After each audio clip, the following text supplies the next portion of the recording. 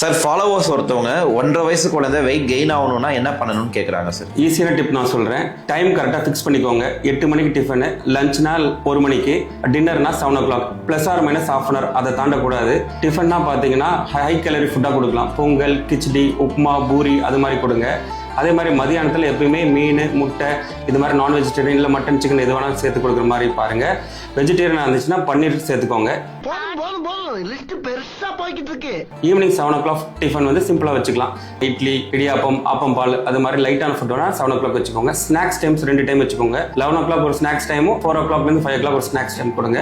அந்த டைமில் ஒரு சத்து மாவு கஞ்சி மாதிரி கொடுங்க, ஒரு கேரட் கீர் மாதிரி பண்ணி கொடுங்க, இல்லை நட்ஸ் ஏதாச்சும் கொடுங்க. இதெல்லாம் கொடுத்தீங்கன்னா பெட்டராக இருக்கும். அது கூட 2 வேளை பால்.